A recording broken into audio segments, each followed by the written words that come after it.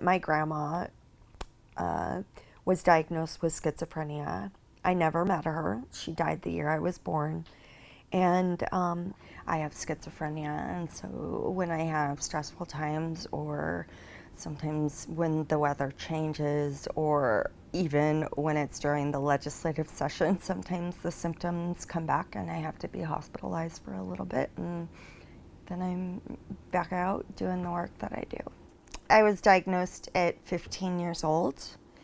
I went to private school, I got really good grades, and then I just started doing all those really weird, odd things. And because of my mental illness, I was not able to finish. The first time I tried a suicide attempt was in, 1992. And in 1995, I was committed to the Utah State Hospital, and I was there for a year. And when I got out, that's when I tried to go back to school, and I was suspended. I wasn't diagnosed properly. I did have a drug addiction for a very long time, and I believe that I was trying to manage the symptoms of schizophrenia, and that wasn't being addressed. I was a victim of a rape. I was in and out of the psych unit. They committed me again to the Utah State Hospital. This time, the state hospital saved my life. And this is kind of what started it all, is they believed in me. The medical director calls down to my unit and says, "Can I speak to Ginger?" And the nurses were like, why does the medical director want to talk to our patient? And here I am in this psych unit going, I'm a total mess, I'm a disaster. And what he did is he called me up into the executive office and asked my opinion and said, what can we do? What can we change? How are you being treated here?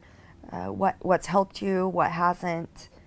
And when I got out, that had made a difference. My therapist kept telling me, you need to use your voice. Use your voice. And when I got out, I started using my voice, and that helped me. I'm open, I'm honest, I'll answer any questions, I'll say anything to raise awareness. I consider my whole health now, which is has to do with spiritual, eating, sleeping, different things like doing service to others, making sure that I have supportive people around me, and I have to take medications every day to be able to help me. There are 10 domains of whole health, and I just want to say that the 11th domain is Anise the dog. She goes with me to work. She goes with me on the airplane. And so she's my 11th domain of whole health that I will say, when I have had thoughts of suicide, Anise is what keeps me from doing that. Because I don't want to leave her alone, and I don't want something to happen to me and she's alone in an apartment, not getting food and water. So she's literally saved my life. When I've had those thoughts, she saved my life. I'm the peer support trainer for the state of Utah, and a lot of people think that the place where I am now is where I've always been, and it's not true. And so I try to convey that when I'm teaching in my peer support classes.